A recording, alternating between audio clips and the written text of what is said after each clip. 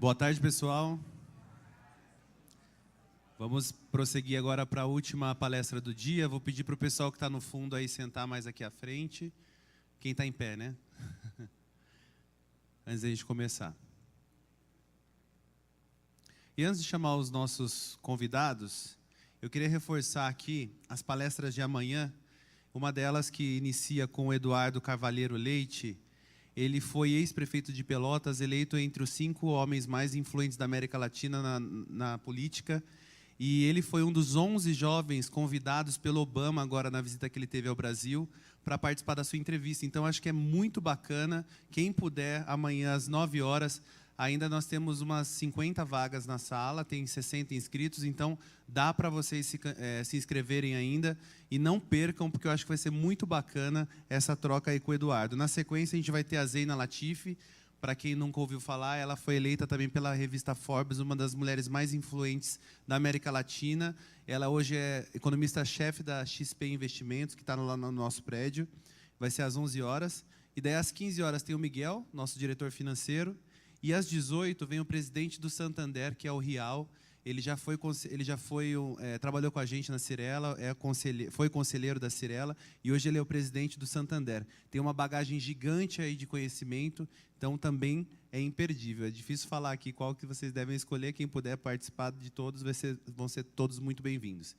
E agora, para a gente finalizar o dia, a gente trouxe aqui a Cyrela. Ela vem inovando em muitos processos, principalmente no que envolve clientes. E o Juliano nos ajudou aí a organizar esse painel. Inclusive, ele que vai conduzir esse painel aqui. Vou pedir para o Juliano vir aqui à frente para a gente chamar aqui as startups. São 5 startups. A primeira é a Quinto Andar, o Gabriel. Por favor, Gabriel. Na sequência, a Nuveu, o Flávio. A Quinto Andar, para quem não conhece, trabalha com aluguel via meio digital, aplicativo. A Nuveu, que é o Flávio, que está aqui com a gente, já trabalhou na Cyrela, o Flávio, na minha equipe. Inteligência Artificial para Gestão Financeira. A Neurológica, o Bruno, que também é Inteligência Artificial para Chatbot. A Homeland, que é o Guilherme, com Inteligência Artificial para Automação de Financiamento Bancário. E a última, que é a TrackSale, o Luiz, que é a empresa de pesquisa NPS, que inclusive a gente fez uma pesquisa recente, e esse painel de hoje foi fruto da nossa avaliação NPS. Então, sejam todos muito bem-vindos. Com você, Juliano. Bom dia, pessoal. Antes de passar a palavra aos nossos convidados, a todos os nossos convidados, vocês levantem a mão aí, a gente vai interrompendo e vai fazendo novas perguntas. Tá? Primeiro, só vou dar uma introdução rápida, antes de apresentar o time aqui, da nossa parceria com essas startups. Né? Então, há uns 3 anos que a gente começou com... Uns 3 anos, Flávio, que foi... 2 anos. Uns 2 anos a gente começou algumas discussões com algumas startups de trazê-las para cá simplesmente para resolver algum tipo de problema que a gente tinha. Então, acho que o Flávio foi a primeira parceria que a gente fez com a Nuveu aqui na Cyrela. E a gente foi pegando gosto pela coisa. Uma, porque são empresas extremamente ágeis, um custo competitivo. Agora não mais, que já estão caros, já, né? Então, ficaram empresas grandes já.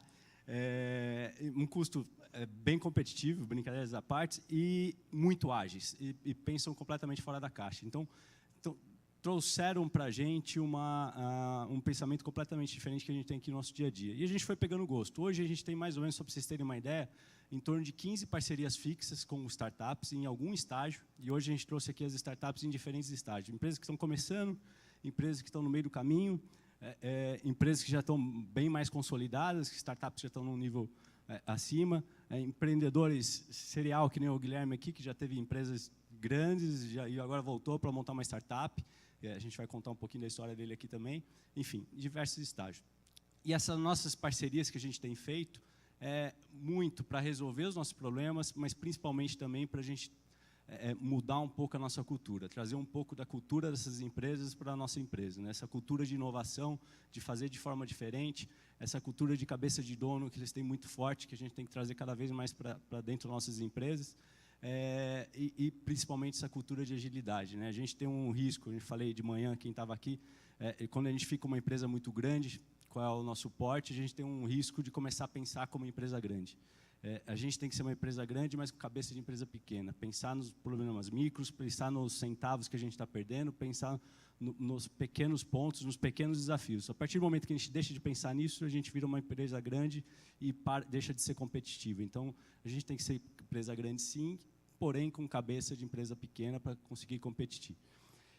Ter competitividade. Né? E mais um projeto que a gente está começando, a partir de janeiro a gente vai ter um prédio novo, o pessoal do ITM vai sair, acho que não sei se todo mundo sabe, vai vir aqui para a Rua do Rócio, e um dos andares lá vai ser destinado para as startups estarem lá junto com a gente, trabalhando junto com a gente, principalmente aquelas startups ainda que não têm estrutura aqui em São Paulo, ou não conseguem ainda arcar com um custo fixo de uma estrutura local, a gente vai dar o apoio para essas empresas, que vai ser aqui na Rua do Rócio. Tá? Então, mais para frente, a gente vai falar um pouco desse projeto aí, bem bacana também.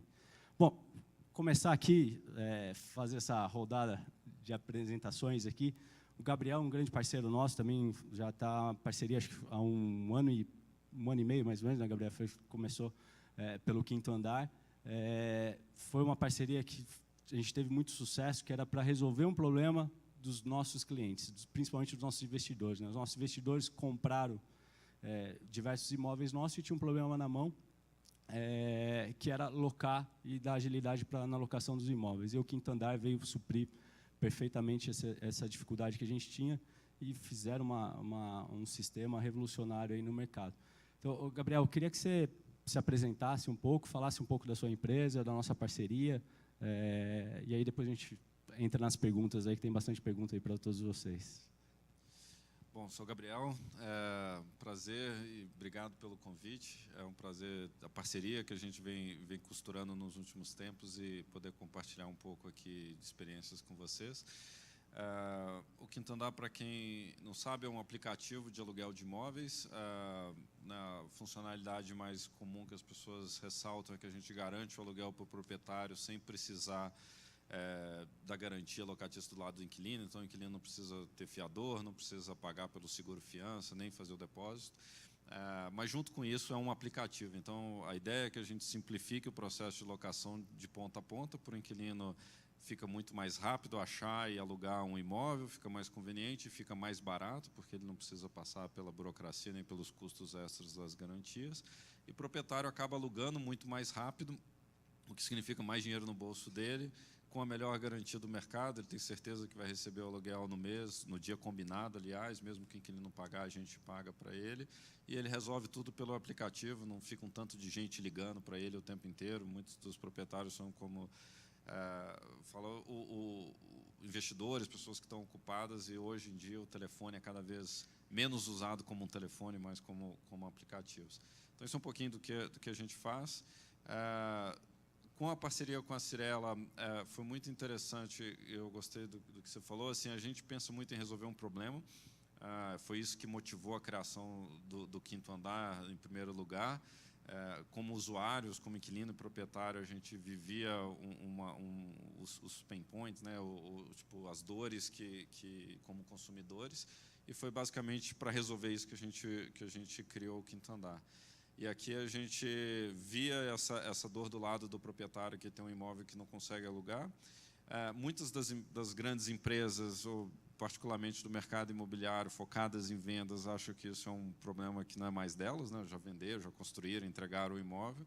E para a gente foi muito legal ver a preocupação da Cyrela em fazer esse pós-venda e ir além e falar, não, eu preciso ajudar esse proprietário a fazer um bom uso daquele imóvel que ele construiu, que ele comprou de nós, e aí indicar o Quinto Andar e costurar essa parceria para o pós-venda da Cyrela, né? Então, a gente está engateando ainda, acho que no começo, e tem muito mais coisa que a gente pensa que tem no forno aí de como que a gente pode fazer para mudar e simplificar o processo. E aí acho que a gente vai conversando junto. O Flávio é um dos fundadores da Nuveu, já foi funcionário aqui da Cyrela, né, mas resolveu empreender, resolveu ganhar dinheiro, né, sair da Cyrela. Começou aqui há uns 2, 3 anos, pequeno, uma estrutura bem pequena, era você e mais 3 funcionários, começando a fazer um projeto aqui com a gente.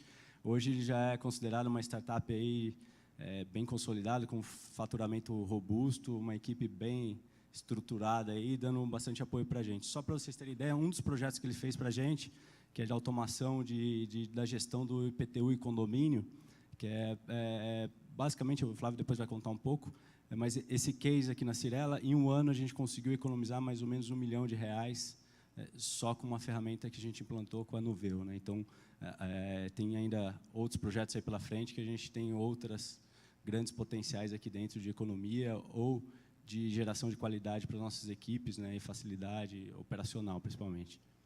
Flávio. Juliano, obrigado. Boa tarde, pessoal. Obrigado aí pela presença de vocês. Bem, na verdade, eu fui funcionário de 3 anos da Cyrela. O Everton foi meu chefe. Cadê ele? Tudo?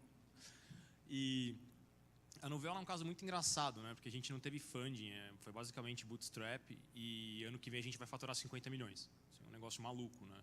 E o primeiro grande cliente foi a Cyrela, com esse case. Foi o que abriu a porta. Na minha opinião, a Cyrela ela foi uma pedra fundamental na história da Nuveo. Depois que vocês entraram na nossa base, vocês corroboraram a inovação no mercado, né? O que a Nuveo faz? A gente tem um tripé tecnológico, a gente consegue replicar um ser humano trabalhando. Lendo um documento, escutando um áudio ou vendo um vídeo, a gente interpreta esses dados. Tem um outro tripé que a gente consegue replicar uma pessoa trabalhando, então digitando dados em sites ou em ambientes internos, SAP, Oracle e tudo mais. E tem uma NLU que interpreta a informação. Então, com essas 3 engines, a gente consegue automatizar basicamente qualquer trabalho de back-office. Então, hoje a gente já está com grandes clientes, a empresa ela é multinacional, a gente tem escritório no Canadá e no México. No Canadá a gente tem 4 funcionários, 2 clientes, no México 2 funcionários, 1 cliente, que entrou há 3 semanas no México. E é muito engraçado que tudo isso aconteceu em 2 anos, o que é mais louco ainda de se pensar. Então, a Nuveo ela é uma empresa bem horizontal, né? Então a gente tem cliente Bradesco, Cyrela, Tecnisa, Boticário, Accor Hotéis. Então a gente horizontalizou através dessa automação de processos de back-office, né? Enfim, eu acho que é isso. A automação algumas empresas. Melhora? Não, depois a gente faz um bate-papo, entra um pouco mais no detalhe. Tem algumas perguntas aqui para ti. Mas essa automação, aqui dentro da Cyrela, que a gente viu, era muito mais para ter um ganho de eficiência do que ter um ganho de back-office, por exemplo. A operação que a gente teve aqui com a Nuveo, que essa economia de R$1 milhão que a gente teve foi de ganho de eficiência, coisa que a gente pagava de multa e juros de IPTU, coisa que a gente pagava de IPTU que não era a responsabilidade nossa pagar, que já era do cliente, que a unidade já estava vendida, enfim. Era mais da gestão do que economia de gente. Economia de gente a gente teve 0 aqui dentro com essa operação. Mas a gente teve uma economia muito significativa na gestão. E capacitam elas para fazer um trabalho que realmente entrega valor para a empresa. Nesse caso, são 150 PAs que vão deixar de existir, né? Então, mas esse caso é muito legal. Ele é bem complexo. Em 30 segundos, a gente pega o processo, extrai a imagem, lê o processo, acessa o que tem que acessar, tanto interno quanto externo, e aí monta o dossiê e dispara para o banco internamente. E aí depois faz toda a gestão, se teve uma nova chamada, se teve um novo processo, enfim. Essas coisas é bem legal. Startup bem diferenciada, vocês viram até pelo traje dele, tem que trabalhar de terno e gravata lá no Ser Startup, é meio fora do comum lá, né? Eu vim falar aqui, né, gente? Eu conheço o negócio, eu já sou filho daqui, né? Tem que vir bonito, assim, né? Chico, tal. Obrigado, Gil, valeu. O Bruno, ele é um dos sócios fundadores da Neurologic, é uma empresa também bem revolucionária, que é baseada em inteligência artificial, acho que o Bruno vai falar um pouquinho. E aqui dentro eles estão com um chatbot, né? O chatbot é um chat que faz o atendimento ao cliente, um robozinho que faz o atendimento ao cliente. Hoje a gente deve estar atendendo aí, a gente atendeu nos últimos 2, 3 meses, em torno de 4.000 clientes, mais ou menos, né, Carol?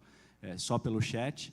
E com nível de atendimento entre 65% e 70% do atendimento. Então, o cliente fala direto com o robô, pedindo alguma solução, quero um boleto, quero agendar uma vistoria, quero fazer algum tipo de coisa, e o robô consegue atender esse cliente 70% das vezes, né? 30% das vezes o robô não consegue satisfazer o que o cliente está solicitando, aí entra um atendimento humano ou entra algum operador para dar o suporte, né? Então, é algo que também está revolucionando aqui. E a nossa preocupação com essa ferramenta era proporcionar um atendimento para o cliente 24 horas por dia, sábado, domingo, feriado, e melhorar essa relação nossa com os nossos clientes, né? A gente tem uma preocupação muito forte aqui dentro, que é ter as ferramentas automatizadas para o cliente. Então, o cliente tem um portal bem automatizado, mas um ponto que a Carol frisa bastante, que a gente não pode ser só na tecnologia. A gente tem que também ter a parte humana, né? Tem que ter o atendimento. Esse cliente gosta de ter um atendimento humano, ele gosta de ter um contato humano, mas vamos deixar esse contato humano para os pontos mais específicos, os pontos que o cliente realmente precisa. Para essa coisa muito simples, que ele não necessariamente precisa de um contato humano, ele pode resolver através do robô, né? Que é a ideia aí da Neurologic. Se puder contar um pouquinho aí. Certo. Primeiramente, muito obrigado pelo convite de estar presente aqui. Agradeço a todos também. A Neurologic, a gente surgiu faz mais ou menos 2 anos. A gente se conheceu acabando no ensino médio. E nossa proposta de valor sempre foi trazer tecnologia de ponta. Assim. Eu trabalho como pesquisador na Google Research e OpenAI, que são instituições americanas. E um dos pontos que a gente sempre visou foi sempre prover a qualidade. A Cyrela até foi muito interessante nisso, porque além de toda a automatização, sempre foi visado muito manter a qualidade no atendimento. Então, isso é uma validação muito grande para a gente. Isso foi um dos pontos interessantes dessa parceria com a Cyrela. E o atendimento em si é muito complexo. Existe toda uma questão de nuances que um operador humano acaba tendo que entender ali em tempo real, todo o contexto do cliente e tudo mais. E hoje a Neurologic, então, ela se foca tanto no atendimento a grandes empresas, quanto hoje a gente trabalha na parte de psicologia comportamental em e-commerce, identificando qual o tipo de persona de um cliente para prover uma customização em real time para aquele cliente, para potencializar a conversão dele. Bruno, um ponto aqui até que a gente estava discutindo aqui hoje, né? Aí até foi uma das perguntas aqui, a questão do robô, né? Um funcionário aqui perguntando se esse robô ele aprende, ele evolui, etc. Hoje você tem ideia de só na Cyrela quantas perguntas estão cadastradas lá? Então, hoje, o interessante de aplicar inteligência artificial no Brasil é que as empresas elas têm um diferencial um pouco diferente de outros países ou outras localidades. A base de dados delas geralmente são menores do que do exterior, então você sempre tem que prever que o algoritmo ele tenha que aprender durante todo o processo. Então, no caso da Cyrela, a gente começou mais ou menos com uma base de 40 mil mensagens em 270 categorias, e hoje a gente já aumentou isso para uma base de mais ou menos 150 mil mensagens, tudo isso de forma automatizada, sem supervisão humana, claro que arrumando alguns pontos específicos, e para uma quantidade de categorias de 570. Então, a gente acabou conseguindo segmentar muito bem a base de perguntas da Cyrela. Então, quando a gente chegou, a gente elaborou um estudo que tentava entender quais são os pontos críticos hoje no atendimento da Cyrela, quais são o que o cliente geralmente pergunta que causa um tempo maior de demora para o atendimento do humano. E a gente se focou muito nisso. E hoje a gente acaba conseguindo nichar muito bem qual tipo de pergunta e resposta a gente quer fornecer para aquele tipo de cliente. Tá, o desafio da área de atendimento, para vocês terem uma ideia. Um robô, o cara, o operador que está atendendo o nosso cliente, ele tem que saber 570 temas variados e mais de 150 mil possibilidades de pergunta para aqueles 570 temas. É praticamente impossível uma pessoa dar um atendimento bom para esse cliente em todos esses itens, né? Então, o robô, a segundo estágio do robô que a gente quer é o robô dar o suporte para o operador. Então, quando o cliente ligar no 0800, o operador também tem o suporte do robô para ver o que ele tem que responder para aquele cliente, né? Qual é a resposta mais adequada para aquele cliente, que é humanamente impossível um ser humano ter 150 mil possibilidades de pergunta para 570 temas diferentes e temas tão diversificados quanto o nosso, né? Obrigado. Depois a gente tem mais perguntas aqui para ti.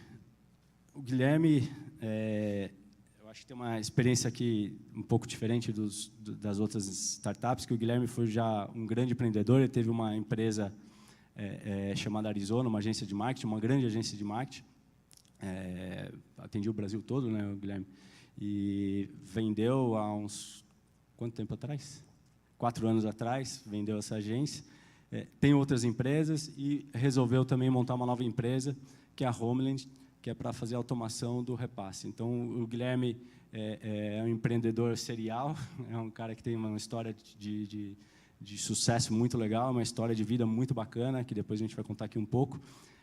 E aqui dentro da Cyrela, ele chegou e falou assim, eu quero desenvolver uma nova empresa, eu quero ter um projeto de startup, e a gente passou um desafio para ele, que era um problema de fato que a gente tinha, que era a automação do repasse. Quando ele viu isso aí, ele ficou encantado, ele falou, puta, é isso que eu vou fazer. Então, está há uns 2 anos aqui também, 1 ano e meio de projeto, desenvolvendo isso, e aí o nosso combinado é qual? A gente está passando todo o know-how para ele, e ele está entrando com toda a tecnologia, desenvolvimento desse sistema, para desenvolver uma ferramenta aqui, e essa startup basicamente está nascendo aqui dentro, e aí ele vai poder prestar serviço para a Gafisa, para as outras empresas, vai resolver um problema do nosso setor como um todo, não só da gente. Que a gente entende que quando a cabeça que a gente tinha um pouco do passado, ia lá e contratava uma empresa para fazer uma automação do nosso sistema, desenvolvia um sistema específico para a gente pagava uma fortuna, e tudo que não é um diferencial competitivo, a gente pagava essa fortuna para a empresa e a gente ficava com aquele monstrinho que a gente tinha que alimentar o resto da vida. Quando essas empresas desenvolvem para a gente, desenvolvem para o mercado inteiro, é mais cabeças pensando, é a Gafisa pensando junto, é a Tecnisa pensando junto, e todo mundo dividindo essa conta, né? Então, para a gente fica muito mais barato e tem uma ferramenta muito melhor do que a gente teria se desenvolvesse sozinho.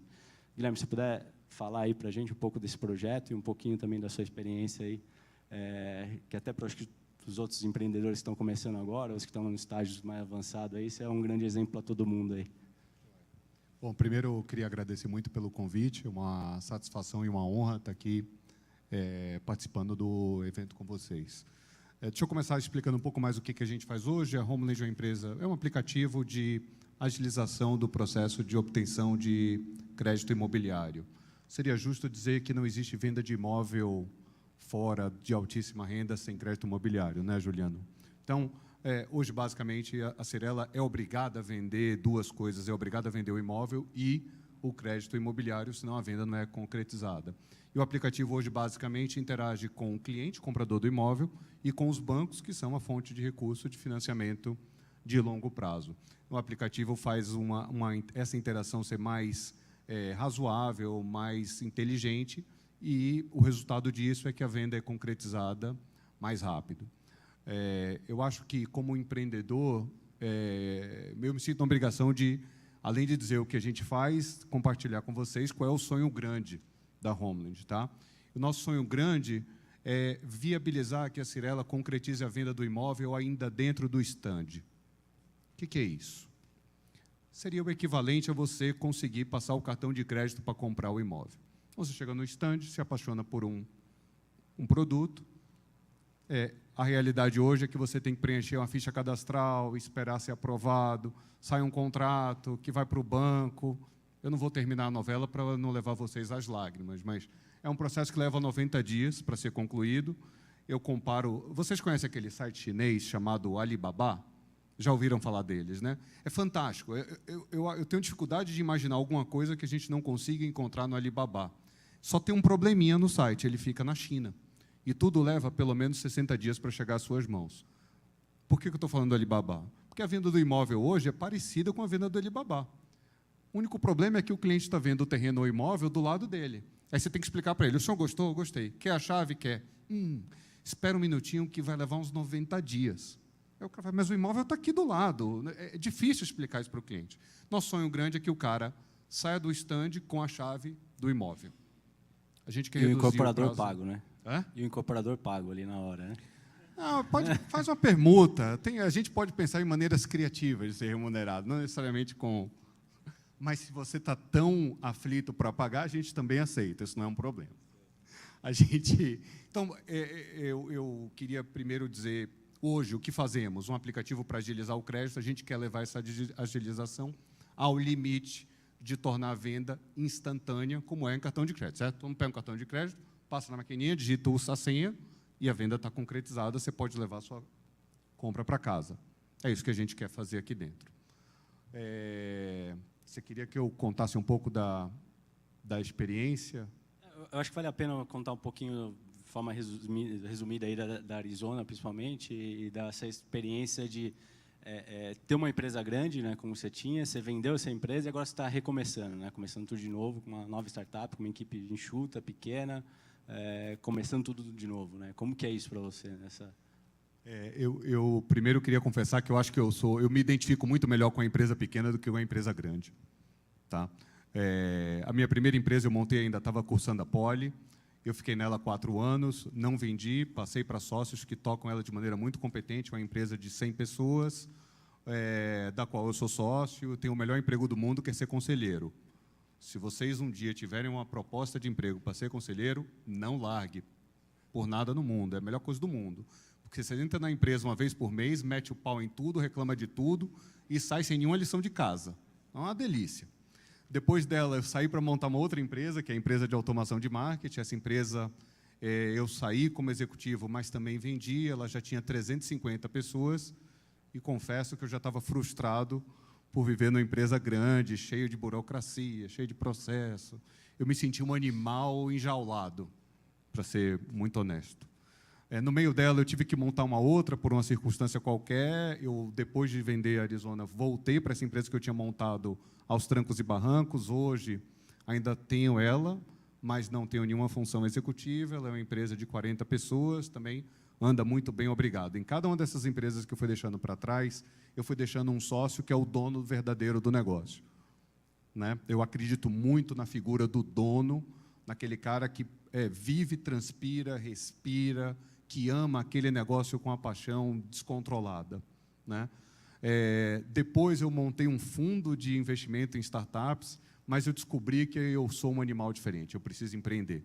E há 1 ano e meio atrás eu agarrei o desafio de tornar instantânea a aquisição do crédito imobiliário e a gente é muito específico, a gente só trabalha com crédito imobiliário, a gente não ajuda o cliente a obter crédito de veículo, de compra de mais nada que não seja a compra do produto imobiliário. Acho que é um grande desafio, né, de uma startup é manter o foco, né? Ter foco, foco e foco, né?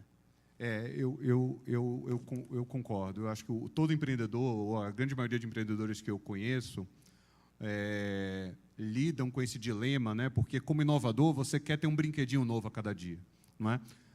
Mas, se você não cuidar do brinquedinho antigo, o brinquedinho antigo morre de fome e você acaba sendo engolido por algum empreendedor que se dedique exclusivamente a um problema. Eu me considero uma pessoa limitada, eu prefiro ser ainda mais específico e nichar o mercado da gente em algo bem mais restrito. Eu digo o seguinte, hoje, o que a gente olha? A gente só quer resolver problema de incorporadora e a gente só quer facilitar a venda de imóvel novo e performado. Ou seja, já está pronto, não precisa ser construído.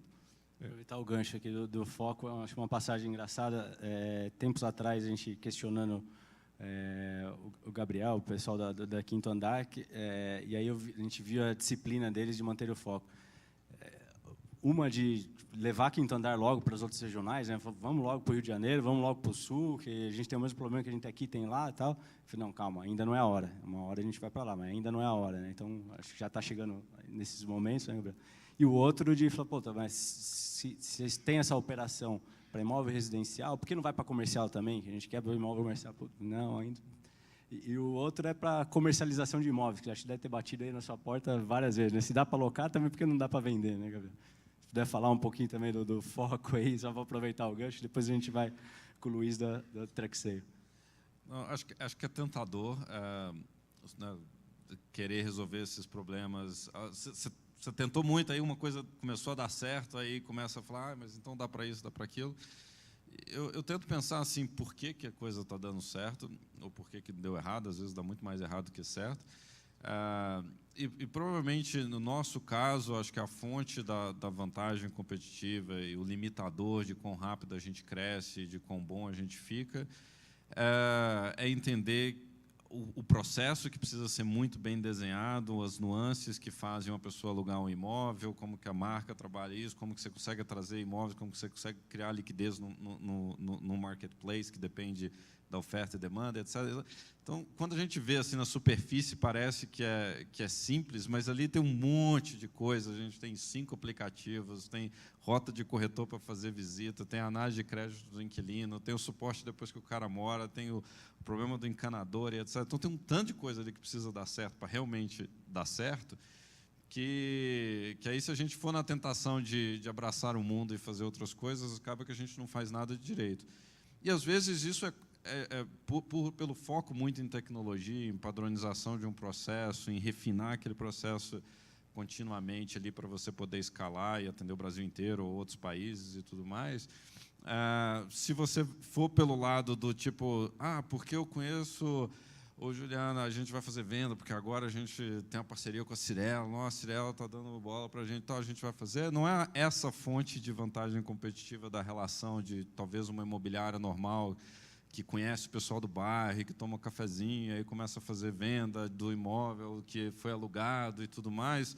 Não é muito isso daí a natureza da nossa vantagem competitiva. Então, eu fico pensando em como fazer isso. Eu acho que, eventualmente, a gente vai expandir para outras coisas e alavancar um pouco os ingredientes que a gente tem aqui na equação, que são muito, muito interessantes, mas a gente tenta manter essa disciplina para fazer alguma coisa muito bem feita. Bom, por último, para apresentar aqui, o Luiz, também um dos fundadores, junto com o Tomás, da TrackSale. O TrackSale é uma startup incrível também, que tem ajudado bastante a gente com aquela ferramenta que todos vocês já conhecem, já usaram, que é o NPS, né, o Net Promoter Score, que a gente implantou na companhia há mais ou menos também um ano e meio, né, já está fazendo aqui mais ou menos de operação. E é uma ferramenta que é uma pergunta extremamente simples, que de 0 a 10, quanto você indicaria a Cyrela para um amigo ou um familiar, que você consegue ter uma resposta e um insight para a empresa muito relevante, né? Então, tanto em questão de economia, tanto que a gente gastava com pesquisas, a gente chegou a gastar mais de 2 milhões por ano em pesquisas, e hoje o custo com a pesquisas que a gente faz com o cliente caiu para valores muito menores, né? Então, e o resultado também do que fazer com essas informações, o que fazer com essas respostas dos nossos clientes, que eu acho que é muito importante. Só para vocês terem uma ideia aqui, quando a gente implantou a ferramenta do NPS até hoje, em todas as áreas, a gente já implantou mais de 75 projetos de melhoria entre as áreas. E deve ter aí pelo menos 70, 80 projetos andando aí na engenharia, na incorporação, em vendas, no financeiro, enfim, em diversas áreas. Conta um pouquinho para a gente dessa parceria, Luiz, e um pouco da empresa também de vocês. Vocês estão agora num desafio muito interessante aí, né? Vocês estão expandindo, montando uma operação na Argentina agora, um escritório lá. Verdade. Se vocês puderem contar um pouco para a gente. E obrigado por ter vindo aí de São Pedro Valley para São Paulo. São Pedro Valley, quem não conhece, é uma área de BH, que é a área que as startups praticamente ficam ali na próxima rua São Pedro, ali, né, numa região. Sim. Pessoal, obrigado pelo convite, é um prazer estar aqui. Então, a TrackSale veio para auxiliar as empresas a gerenciar toda a experiência do cliente, né? De uma forma bem global, né? A gente ajuda as empresas a entender quais são os principais problemas dos clientes durante a jornada daquele cliente, né? Ou seja, em determinados pontos de contato, por exemplo, aqui no caso da Cyrela, na entrega da chave ou após a compra, ou inclusive segmentando, né, se é um comprador ou um investidor, né, a gente envia a pesquisa, né, do Net Promoter Score, que é uma nota de 0 a 10, o quanto você recomendaria ser ela para um amigo ou familiar. E, além disso, o cliente ele comenta, né, ele justifica por que ele deu aquela nota, né. E aí, com isso, a gente consegue segmentar os clientes em detratores, neutros e promotores, né. Aí cada cliente tem um certo comportamento, tem um perfil específico, né, que a gente faz um tratamento direcionado para ele. E a gente gera o NPS, né, que todo mundo conhece, que é uma métrica bem difundida, que ela foi criada em Harvard, né, e as grandes empresas utilizam. Apple, Google, eles estão sempre monitorando a experiência do cliente com o Net Promoter Score.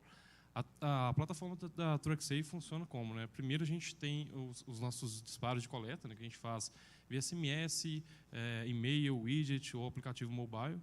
E aí, com isso, a gente consolida nossos relatórios em tempo real. A gente tem diversos tipos de relatórios, você consegue segmentar por localidade, por sexo, a gente consegue fazer várias segmentações, né, do NPS e com isso você consegue comparar também. Além disso, a gente lê todos os comentários do cliente e categoriza automaticamente, né, qual é aquele tema do comentário, né? Se o cliente está falando de atendimento, se o cliente está falando da parte do financeiro, se ele está falando do imóvel, de algum aspecto do imóvel. Também a gente tem alguns gatilhos, né? Por exemplo, caso o cliente fala, sei lá, jurídico, PROCON, a gente consegue automaticamente já enviar um e-mail e categorizar aquele feedback para a área do jurídico. E com isso a gente consegue solucionar muito mais rápido um problema eminente, né? Evitar que o cliente, por exemplo, entre na justiça, evitar maiores problemas.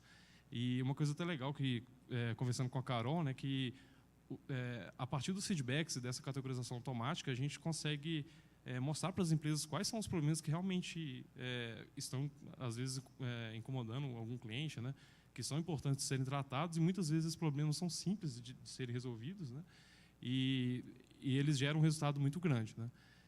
E, dando sequência, né, nós também temos uma equipe de sucesso de cliente que está sempre próximo dos clientes, a gente sempre procura entender bem a fundo, né, tipo assim, ajudar o cliente realmente qual a melhor forma de lidar com esses relatórios, de como agir, né, além dos relatórios, né, e com isso eu faço o gancho também com a nossa feature de fechamento do loop, né? Ou seja, não basta só medir o NPS, só tipo assim, o meu NPS é 50, é 60, né? A gente tem que entender os motivos e com isso responder os clientes falando, muito obrigado pelo seu feedback, graças a ele eu vou tomar a ação X, e com isso você vai ver uma melhoria dos processos, uma melhoria da empresa no geral, né, com o tempo. Eu acho que é isso, é bem bacana. E nós temos escritórios, nossa base é lá no São Pedro Vale, né, igual o Juliano falou, em BH. Nós temos um escritório comercial aqui em São Paulo, aqui pertinho da Cirela, no WeWork. E agora nós estamos abrindo também a frente em Buenos Aires, né, que nós já temos 3 clientes lá em Buenos Aires. E como são clientes corporativos, eles precisam de uma proximidade, maior para a gente fazer visitas, né, ter um relacionamento maior. E agora a gente está abrindo também em Buenos Aires, né? Também falando um pouco das vertentes, né, que a gente atua, nós atuamos no ramo imobiliário, tendo a Cirela como principal cliente, e também a gente teve um case muito bacana com a Cirela, que vinha com um NPS que veio evoluindo bastante, tipo assim, tem um ano e meio, né, que a gente trabalha, e o NPS da Cirela evoluiu muito, né, de lá para cá. Foi muito bacana que, igual você falou, vocês tomaram várias ações, mais de 70 ações, e com isso a percepção do cliente melhorou muito, né? Hoje a gente tem muito mais promotores da Cirela do que tinha antes. E isso é muito bacana. A gente tem como propósito, né, tipo assim, tornar as empresas centradas no cliente, né, tipo assim, ter uma cultura da empresa como um todo, né, em todos os departamentos, não só no atendimento, mas tipo assim, todos os departamentos da empresa serem sempre focados no cliente. Eu até faço um gancho, né, que você falou, né, que a gente fala muito hoje também do human to human, né? Tipo assim, hoje não é só tipo assim B2C, B2B, a gente está sempre conversando com humanos, né? E a gente quer aproximar isso também com a ajuda da TruckSale. Muito bom. Para quem não estava aqui de manhã, só passar um dado. No Reclame Aqui, por exemplo, que também a gente só conseguiu evoluir no Reclame Aqui olhando o nosso NPS. A Living há 3 anos atrás, era a pior empresa classificada no Reclame Aqui, de todas as empresas de capital aberto. Hoje, a Living é a melhor empresa de todas as empresas do setor, não só de capital aberto, capital fechado. A Living é a maior nota do Reclame Aqui. A Cirela também é a 2ª maior nota. Esse mês, acho que caiu para a 3ª maior nota, mas logo a gente recupera e volta para a 2ª posição. E o nosso NPS começou com menos global.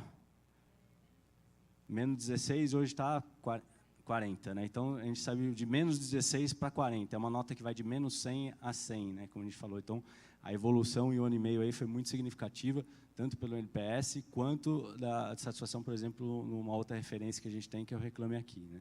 E aí é um trabalho de todos vocês aqui, sem dúvida nenhuma. A ferramenta só aponta qual é o caminho. Né? Quem faz o negócio acontecer e faz essa mudança, sem dúvida nenhuma, são vocês. Né? Então, todos de parabéns aí pelas alterações que a gente tem feito aí. e a percepção do nosso cliente tem sido muito positiva. Só para pegar o gancho aqui, o Luiz, vocês hoje também são uma empresa muito, acho que talvez hoje uma das maiores referências em experiência do cliente, né? Tem um dos maiores eventos do ano com esse tema, que foi há 2 semanas atrás, foi um evento incrível, não pude participar, mas nosso time estava lá, falou muito bem do evento. E hoje as empresas estão cada vez mais focadas na satisfação do cliente, né? O que você vê daqui para frente como futuro com esse gancho, tanto na experiência, satisfação do cliente e o que as empresas estão fazendo de diferente? Então, há 5 anos atrás, até foi um dos motivos que a TruckSave nasceu, né? Que foi o que impulsionou, né? Saiu uma notícia do Sebrae falando que 70% das empresas do Brasil nunca fizeram nenhum tipo de ação pós-venda, né? Uma pesquisa do Sebrae Nacional e IBM. Aí, há 5 anos atrás, 70% é um número tipo assim, gritante. A gente falou, não, é um problema...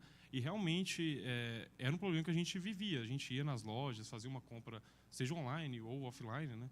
Você nunca era impactado com alguma pesquisa ou, às vezes, alguém te ligando. Tipo assim, você simplesmente entrava na loja, saía, e a pessoa, às vezes, nem pegava o seu nome, seu e-mail, nem que, tipo assim, simplesmente comprava e aí acabava. Porque, naquele tempo, né, o diferencial era preço, era marketing, né, era o brand.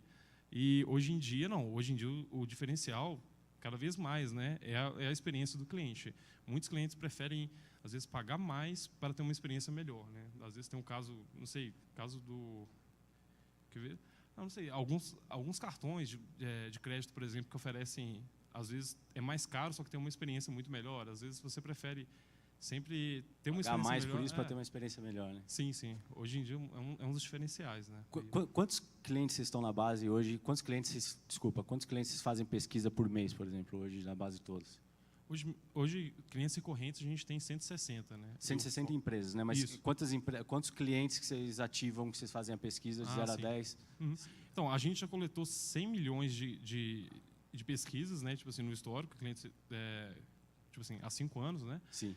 Mas, mensalmente, eu acho que eu não sei exatamente o número, mas são mais de milhões, alguns 5 milhões por mês. Eu não sei exatamente o número que vocês fazem por mês. Sim, sim. Legal. Na verdade, de coletas, né? Tipo assim, tem tanto pesquisa online, aí tem disparo SMS e e-mail, né? Às vezes tem os widgets também, que são bastantes interações que a gente tem. Guilherme, uma passagem que você me contou num dia aí, num bate-papo aí, que eu achei que retrata muito o perfil do empreendedor. A maioria, aliás, todos vocês aqui estão aqui sempre pensando em resolver um problema, né? Então, as pessoas têm um problema, você pensa, fala, como que eu vou resolver isso? E essas pessoas aqui, de forma brilhante, conseguiram desenvolver uma empresa para resolver algum problema do setor, ou, enfim. Uma das empresas que você criou, que lá no passado era para resolver um problema da agência da Arizona, e hoje é uma empresa que você tem até hoje, você é um dos maiores representantes de venda de telas de alta qualidade, né? Você podia contar um pouco como surgiu a ideia dessa empresa, a criação da empresa, e hoje, você ainda tem essa empresa, né? Está até hoje com essa empresa. Essa empresa tem uma história curiosa. Ela foi criada por uma obrigação. A história é a seguinte: a gente desenvolveu uma plataforma de comunicação para equipes de marketing, propaganda, e a gente gastou muito dinheiro no desenvolvimento dela. E quando a gente cometemos o erro de passar muito tempo desenvolvendo e levamos muito tempo até colocá-la em prática. Quando então levamos ao cliente, o cliente fez um comentário que simplesmente destruía completamente a plataforma. Para vocês entenderem, ele diz o seguinte: fala, bom, tudo ótimo, mas a gente não vai poder dispensar o motoboy se a gente não pode confiar na cor que a gente vê na tela. Eu fiquei a noite inteira pensando como é que eu ia explicar meu erro, o erro foi meu, pessoal, para os meus sócios, né? Como é que eu vou chegar na minha empresa no outro dia e dizer, então, a gente gastou aqui uma cifra generosa e não vai rolar. Bom, só para contextualizar, a diferença era o seguinte: quando você fazia a arte, né, você vê na tela a arte, quando você manda para impressão, para gráfica, dá uma diferença muito grande da visualização, né? Exatamente. E aí o cliente disse, bom, enquanto isso não for resolvido, a gente não vai adotar a plataforma, volta para casa, volta para a prancheta. Só que voltar para a prancheta A lição de casa era mais complexa, porque, no fundo, a gente precisava colocar num cliente um hardware e não fazer um software, que era o que a gente sabia fazer. Aí, eu tomei um avião, fui viajar pelo mundo, fui numa feira na Alemanha. No meio dessa feira, eu encontrei uma empresa japonesa, encontrei a solução que a gente precisava, e aí, com a dificuldade da língua, comecei a explicar para o cara, falei assim, olha, eu tenho um negócio e tal, eu quero comprar 25. E o japonesinho apertava o olhinho, olhava para mim e dizia assim, 25, eu falei, não, eu quero comprar e levar agora.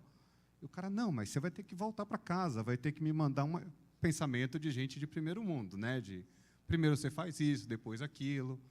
Eu sei que no final da conversa ele virou para mim e disse, mas tem um probleminha aqui.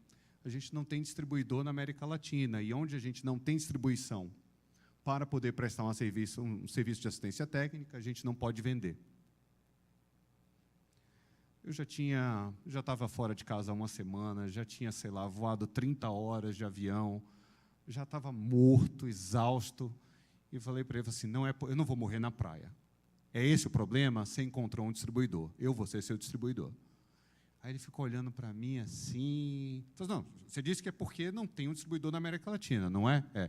Então, esse problema não tem mais. Eu vou montar uma distribuidora, só que eu vou ser muito transparente e honesto com vocês. A gente vai comprar única e exclusivamente para o nosso próprio consumo. Então, assim que você achar alguém mais competente para, de fato, distribuir o seu produto, fique muito à vontade de tomar a distribuição de mim. Isso levou mais ou menos um mês, né, na Câmara dos Lordes, lá na empresa, uma empresa de capital aberto, tá? Uma empresa que fatura $1 bilhão por ano. Um mês depois, ele me liga e diz assim, não, a gente aprovou aqui um contrato de distribuição temporária e tal, não sei o quê, e, finalmente, a gente pôde fazer a primeira importação, a gente testou, e, de fato, o produto resolveu o nosso problema. Resolveu de uma maneira tão brilhante o problema que a gente, para vocês terem uma ideia, no primeiro ano, a gente atingiu o patamar de vendas deles na Alemanha.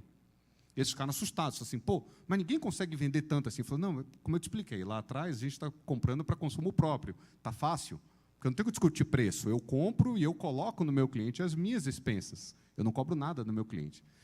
Bom, para encurtar a história, 3 anos depois, o japonês ligou para a gente de novo e disse assim, agora a gente quer fazer uma visita. Eu pus a mão na cabeça, porque a gente montou a distribuidora e eu nunca tinha colocado o pé na distribuidora. Falei, bom, antes dele colocar, acho que eu preciso colocar o pé. Mas a gente não tinha muito o que mostrar.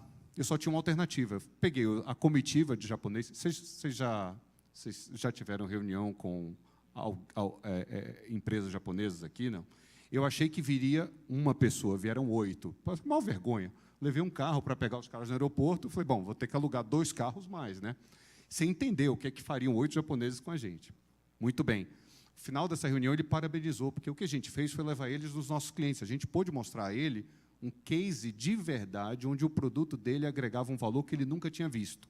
Não que a gente esperasse que fosse fazer isso. Bom, aquela empresa que tinha, então, sido montada como uma solução de lado, assim, para simplesmente servir como um tapa-buraco, né? O chefão dos japoneses, no jantar de despedida, vira para mim e diz assim, olha, a gente está muito feliz, eu vou lhe dar o contrato de distribuição exclusivo e definitivo. Eu não sabia o que significava na cultura japonesa definitivo naquela época. Depois eu conto para vocês o que é definitivo. Mas ele virou para mim e disse o seguinte, falou assim, só tem um detalhezinho. O nosso mercado, na verdade, não é a indústria de impressão e a indústria de vídeo. É a área médica. Aí eu fiquei olhando para ele assim, sem entender o recado. Aí ele virou para mim e disse, então, agora a gente quer que vocês atuem na área médica. Eu disse, não, espera um momento, olha só, deixa eu confessar, eu já te disse isso lá atrás, eu vou repetir. Eu não entendo nada de eletrônico, eu não gosto de hardware, nosso negócio é software, a gente só montou isso aqui para poder vender isso aqui e não morrer na praia. Eu ia quebrar sem ser o produto.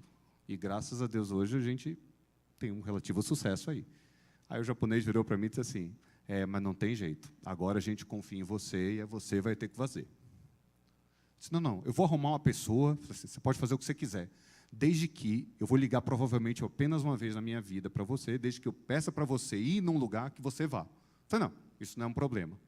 Quer dizer, uma empresa foi montada para tapar um buraco de um produto específico, vira um negócio numa área completamente diferente, tudo por acidente. Tudo por acidente. Já me pediram para contar a história dessa empresa, Eu estou contando a absoluta verdade para vocês. Uma jornalista uma vez pegou a história e disse assim, a gente não pode florear, falei assim, isso é por conta da senhora, a verdade está aí, nua e crua. Não tem estratégia nenhuma, foi um mega acidente, as coisas foram feitas aos trancos e barrancos e deu tudo certo. Aí ela virou para mim e disse assim, agora você pode contar a história de uma empresa que não tenha sido assim? Eu falei, não, senhora, as 4 foram do mesmo jeito.